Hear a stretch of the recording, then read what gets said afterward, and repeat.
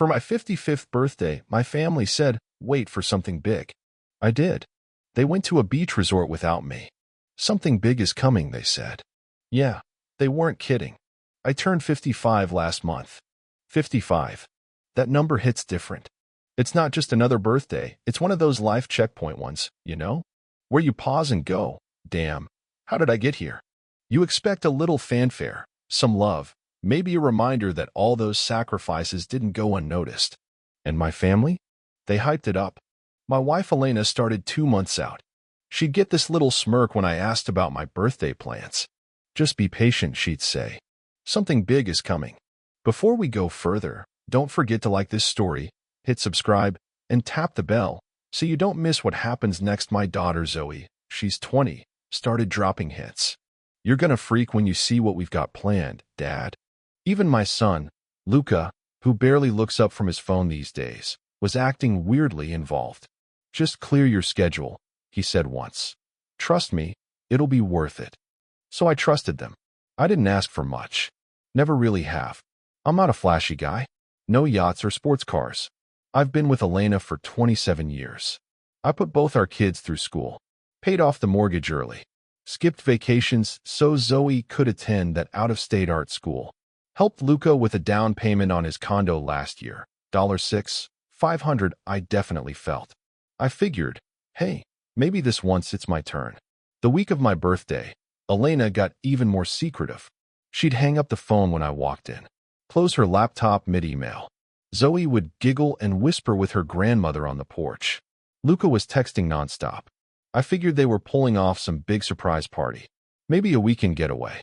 Something to say, you matter too, Dad. On Monday, my father-in-law, Howard, who only ever calls when he needs his AC fixed, rang me up just to ask what day I'd be off work. I told him I'd requested my actual birthday off, Thursday. He said, great. Just make sure you're home by 6. I had no clue that would be the only straight sentence anyone gave me that week. Then the day came, March 14th, my 55th birthday. At 6:10 a.m., my phone rang. It was my project manager from Coastal Bay. Our commercial site downtown had flooded overnight. Of course, Marcus, you're the only one who can talk the inspectors down. So, I went. Because that's who I am. I'm the guy who shows up, who fixes things. I called Elena from the truck, let her know I'd be home by dinner. She sounded off, distracted. That's fine, she said quickly, that works out. See you then. No, happy birthday. Just that. Still, I kept thinking, they're setting something up. Maybe a dinner. Maybe everyone's waiting at a restaurant. At 5:53 p.m., I pulled into the driveway. No cars. No lights. Nothing. That gut punch you get when you know something's wrong, but your brain still tries to rationalize it? That hit hard. Maybe they're all hiding inside. Maybe I'm early. I walked in. Dark. Quiet. No streamers. No cake. Not even a damn balloon. Kitchen was clean. Living room spotless. Not a soul in the house. Checked my phone. No texts. No missed calls. Called Elena, straight to voicemail. Tried Luca. Nothing. Zoe. Nothing. My first thought wasn't even anger, it was panic. I checked the news. Looked up local accidents. Called the hospital. Nothing. At 7:28 p.m., I poured myself a whiskey. The good kind. I'd picked it up that morning, thinking it'd be a nightcap after whatever they had planned. It became my dinner. Around 8:15 p.m., something made me check Instagram. I barely use it. I mostly have it to keep up with the kids. There it was. A photo posted 3 hours earlier. My entire family, Elena, Luca, Zoe, Howard, Valerie, my mother-in-law, and Sasha, Elena's sister, all at some beachfront resort. White sand. Ocean view. Cocktail glasses. Big sunglasses. Caption by Luca. Family escape mode. Activated. He won't even notice we're gone, LOL. I swear, my heart stopped for a second. Not broken. Just numbed. I didn't comment. Didn't call. I just stared. Elena had replied under the post. So true, Sasha added. He'll probably be working anyway. Zoe hadn't commented. But she was there. Sun-kissed and smiling. Arms wrapped around her mom. Holding a drink she's not even legally old enough for. More posts came. More photos. More proof. Jet skis. Poolside mojitos. Family brunch. A vacation that had clearly started 2 days ago. 2 days. They were already 2 days into it before my birthday even happened. You know what's funny? For years, I'd felt guilty about working too much. Guilty for missing Luca's high school awards ceremony because of a rescheduled client meeting. Guilty for falling asleep on the couch during Zoe's birthday movie nights. Guilty for not taking Elena to Italy when she kept saying, maybe next year. Turns out, they didn't want me to be there. Not even on my birthday. At 10 p.m., I checked our joint bank account. $6,500 withdrawn 5 days earlier. The same amount I'd given Luca last month for his condo. And there it was, resort charges. That night, I sat down at the kitchen table, just me, the whiskey, and my laptop, and started doing what I do best, documenting.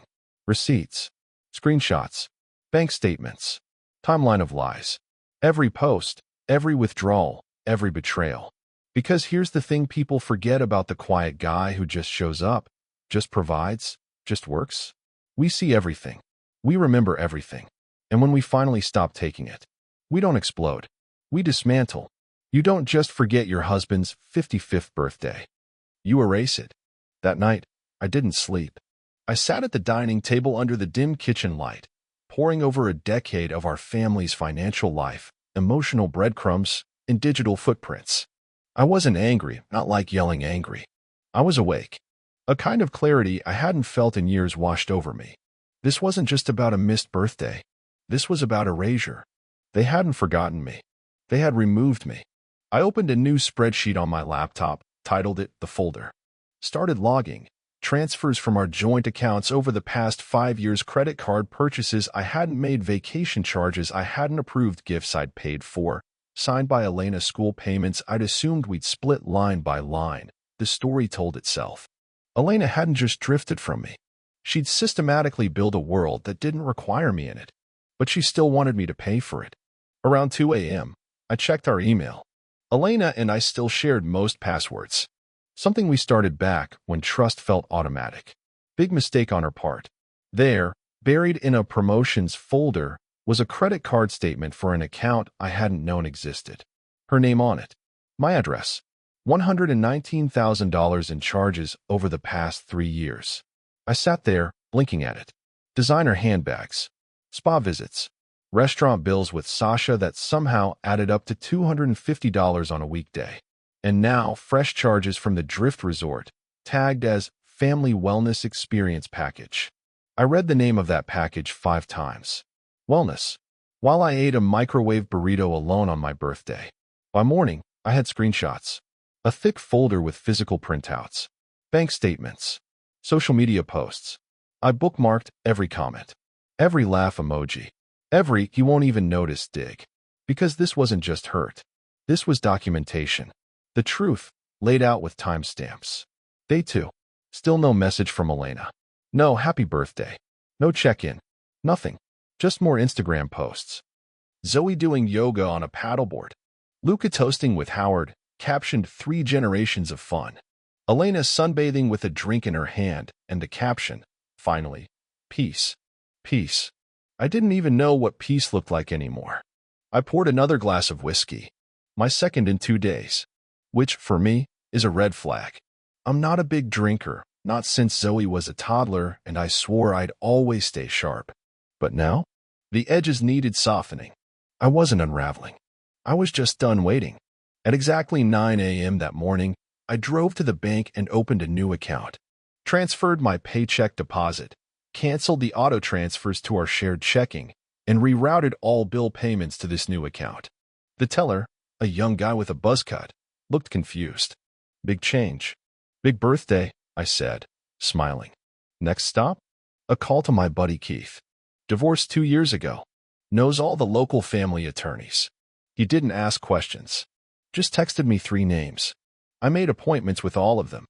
Then I went home and moved Elena's things into the guest bedroom. Her perfumes.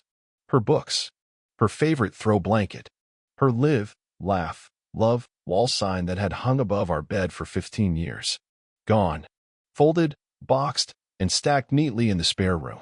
Not out of spite. Out of message. That night, I made myself a steak. Medium rare. Opened a different whiskey.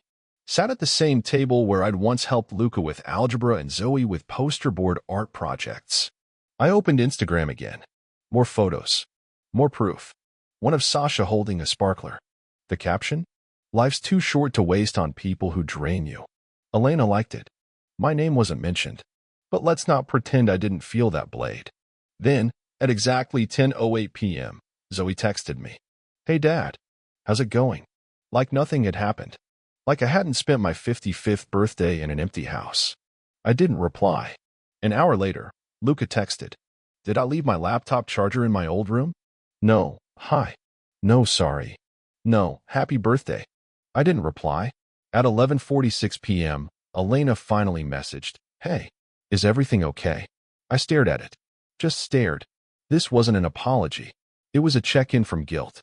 And guilt doesn't get a response. By midnight, my phone buzzed constantly. WhatsApp, texts, Instagram DMs, even email.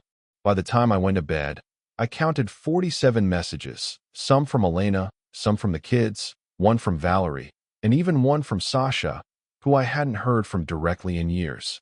Elena's last message. We're flying home tomorrow. Please be there. We need to talk. That was the moment I stood up, got my keys, and drove to the hardware store. Bought a new deadbolt. Not to keep them out forever, but to make sure they'd have to knock before walking back into my life. They came home expecting the same quiet man they left behind. I made sure they met someone else. I took the day off work. Didn't tell anyone. Didn't leave a note. Just sat in my house, alone, phone face down, new deadbolt installed, folder thick with documentation on the kitchen table. The silence was different now. Not empty, intentional. They were flying in from their beachfront escape at 2:30 p.m. I got the first ping at 2:47. Just landed. See you soon. Elena, no apology. Just a heart emoji and a heads up. Like she'd been gone for a nail appointment, not a 5-day family vacation that excluded me on my birthday. I stayed sitting. At 4:32 p.m., I heard them. Car doors slamming.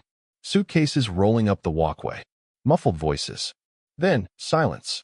They reached the door and realized their keys didn't work. The doorbell rang. Twice. I waited a beat before answering. When I opened the door, they were all there. Tired. Sunburned. Hair messy from the plane. Holding overpriced souvenirs in gift bags that definitely weren't packed originally. Elena smiled, too wide. Hey, babe. Behind her, Zoe looked like she was trying not to cry. Luca avoided eye contact. Howard stood with his arms crossed. Sasha wore sunglasses like the villain in a bad drama. Valerie waved awkwardly, like we were old friends. I didn't move, just leaned against the doorframe. No words. Elena stepped forward with the gift bag. We brought something back for you. I raised my phone. Opened Instagram. Held it out. Luca's post, front and center. He won't even notice we're gone, LOL. Silence. Luca looked at the ground. Zoe wiped her eyes. Elena's smile cracked. Howard muttered something under his breath. I finally spoke. Was that the plan? Leave me on my 55th birthday and hope I wouldn't notice? Elena tried to reach for my phone. I pulled it back. Howard stepped forward. This is ridiculous. We need to come inside and talk like adults. I stared him down. You're not welcome here today. His jaw dropped. It was like I'd slapped him across the face with a court summons. For a man used to controlling the room, getting told no, flat out no, knocked the wind right out of him. Sasha muttered, This is childish. I didn't even look at her. Valerie tried to speak, but Elena turned back to me first.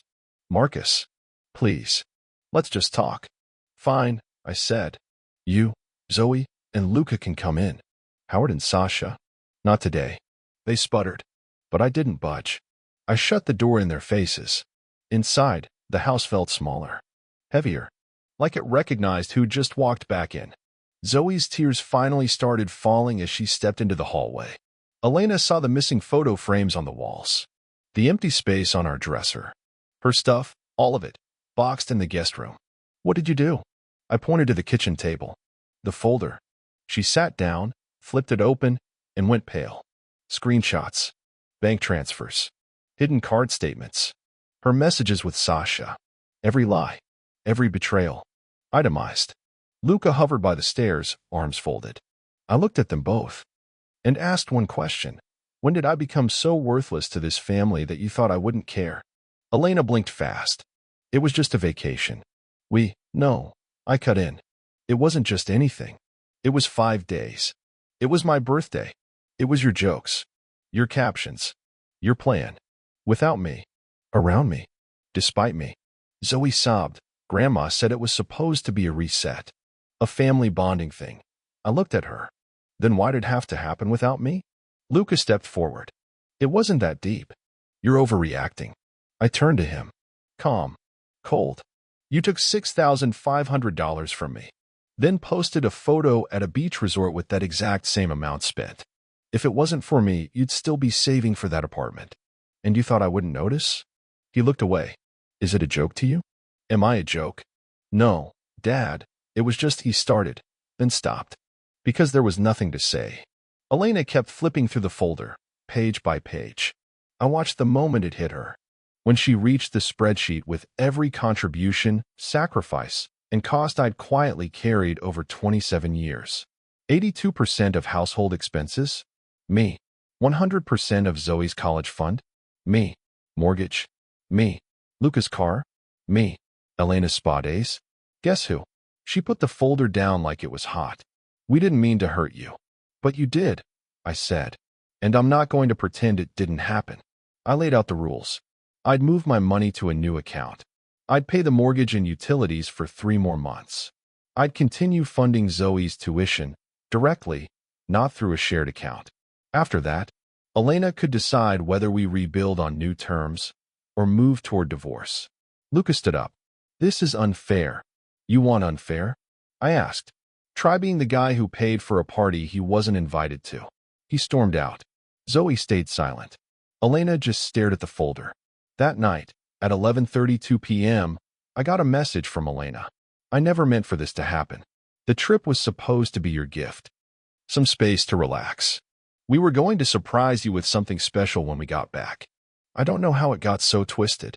I read it 3 times and laughed, because even now, she was still spinning. I typed one sentence. I have the receipts, Elena. All 47 of them. And 100 more you didn't even know about. The time for lies is over. Then I turned off my phone. And, for the first time in a week, I slept in my own bed. Alone, but not lonely. There's a difference. You don't rebuild trust by pretending nothing broke. The morning after the confrontation, I woke up to silence.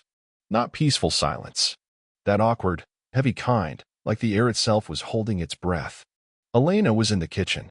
She'd made coffee. Set out 2 mugs. Like it was any other morning. Like we hadn't just gone through one of the most humiliating, cold-blooded betrayals of my life 12 hours earlier. She didn't say good morning. She didn't even ask how I slept. She just stood there and asked, So, have you gotten it out of your system? I stared at her for a long moment.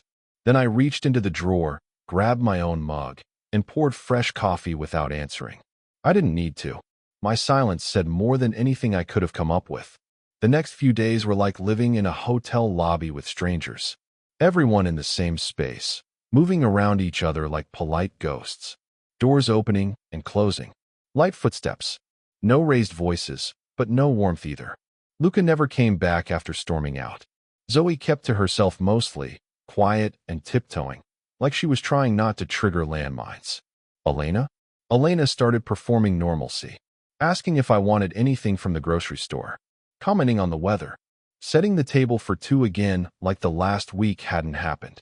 But I wasn't biting. Because see, this wasn't some tantrum. It wasn't a punishment. It was a shift. And the shift had rules. Paperclip rule number 1, no more shared finances. I had moved all my direct deposits, shut down access to my main cards, and opened a solo account.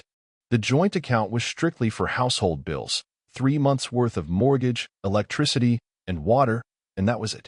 I even changed the Wi-Fi password. Petty? Maybe. But it was a symbol. Access isn't a right, it's earned. Elena noticed the changes fast. Day 3, her card got declined at a boutique downtown. She came home in a huff. You canceled my card? No. I removed you as an authorized user on mine. You still have yours. That's the same thing. No. It's called financial boundaries. She didn't like that word. Boundaries. Paperclip rule number 2. No unannounced visits.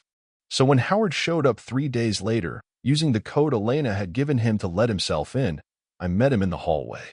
He didn't even say hello. He launched straight into a speech about overreacting, about destroying the family over a misunderstanding, about how I was proving him right all these years. I asked one question. How much did the vacation cost? He tried to dodge it. I repeated myself. He sighed. 8 grand. Give or take. I nodded. You ever paid anything towards Zoe's college? He didn't answer. I have. $28,000. $500 a month for the last 4 years. While you were sipping cocktails and playing Patriarch. That shut him up. I told him he had 30 seconds to leave or I'd file a trespassing complaint. He sputtered, then left. Paperclip rule number 3. There is no going back. Every time Elena tried to steer the conversation back toward when things were good, I'd bring it back to the facts.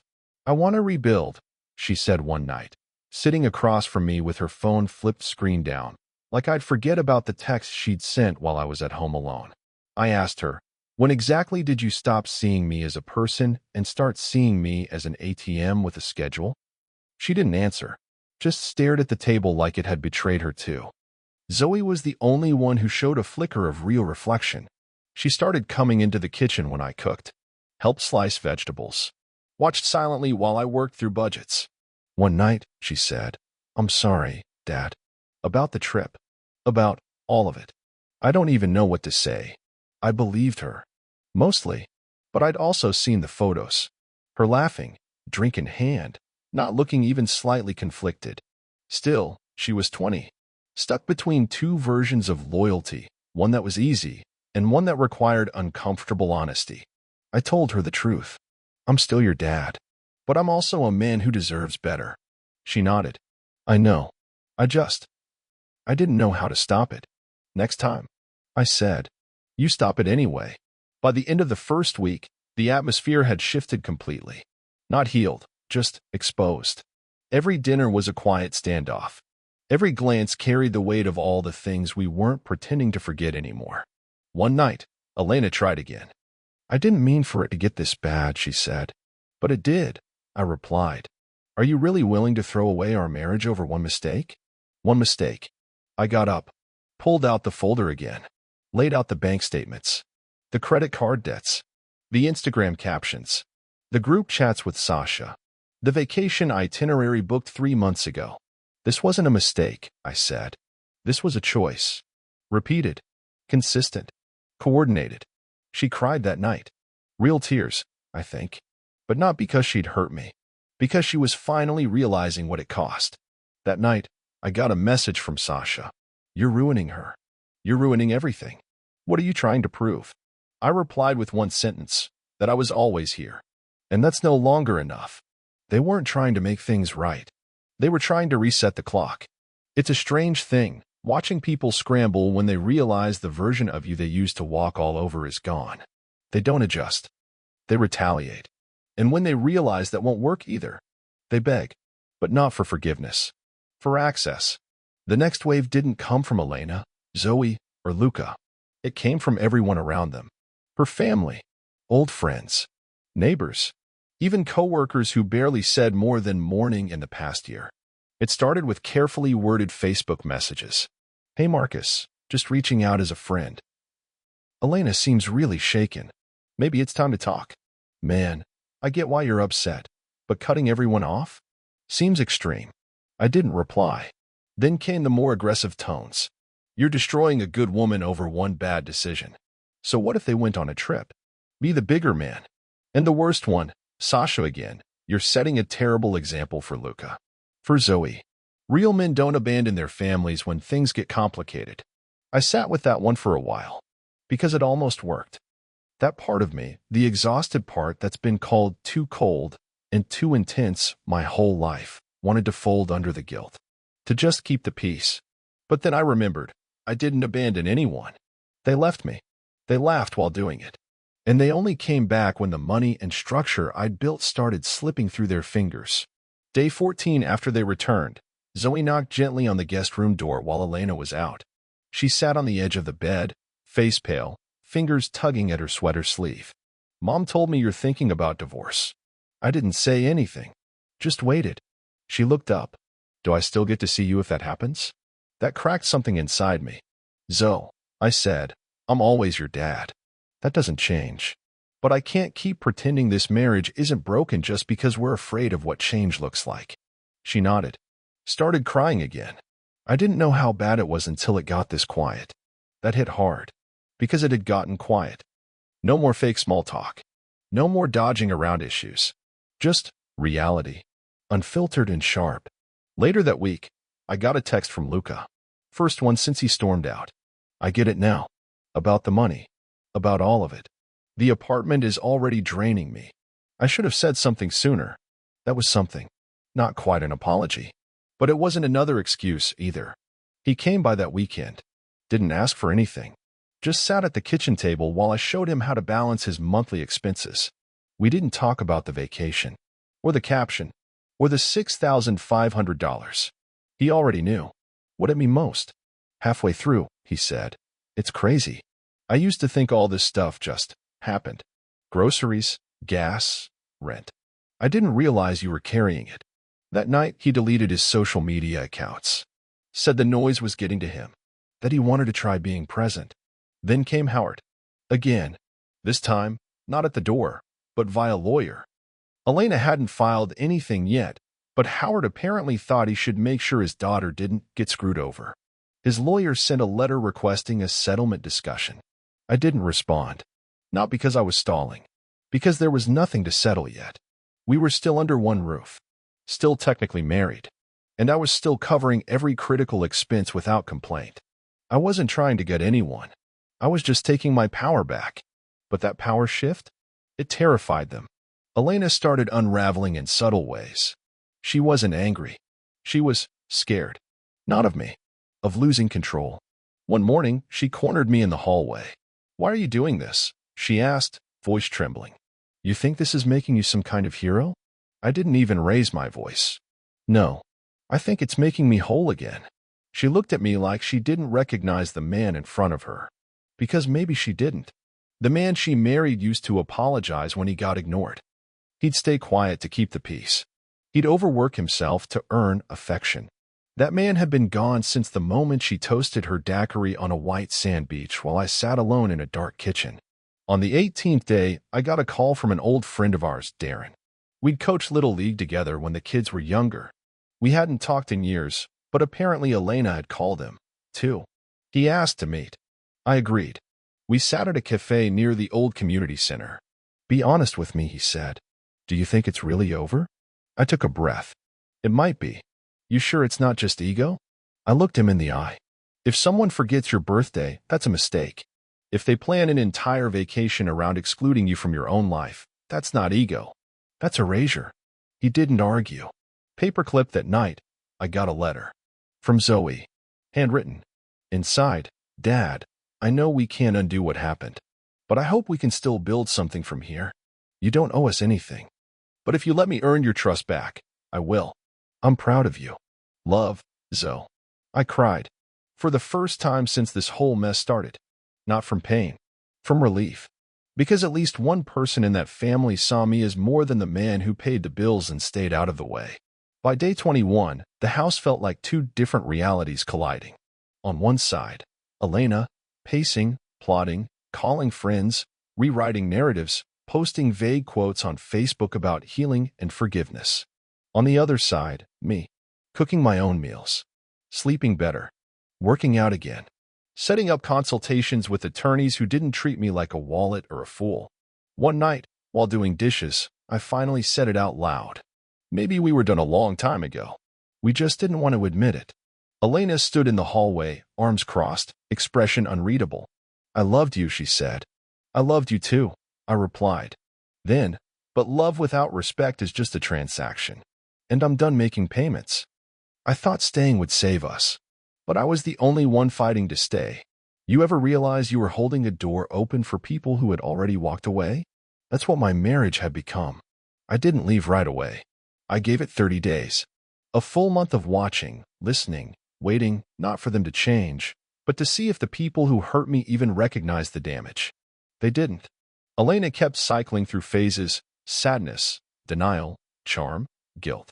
She started wearing the necklace I gave her on our 20th anniversary again, like nostalgia could unpour the concrete we'd been hardening in for years. She made my favorite meals, turned on our shows in the background, sent me photos from when the kids were little, but none of it was followed by an actual apology. Just memories, like evidence that history should outweigh hurt. Luca tried, in his own way. He came around more often. He helped around the house. We went to a hardware store one afternoon, just like we used to. But he never really said the words. Never took full ownership. Zoe stayed the most consistent. She kept writing little sticky notes left on the fridge under my mug in the morning. Thinking of you. Made extra coffee for Dad. Thank you for not giving up on me. One day, she handed me a book, Adult Children of Emotionally Immature Parents. She said, I'm reading this for myself, but maybe it helps both of us. That moment told me everything I needed to know. She was growing, and I wanted her to see what real healing looked like, what accountability could be. On day 31, I walked into the office and pulled out a document I'd been working on for weeks. The exit plan.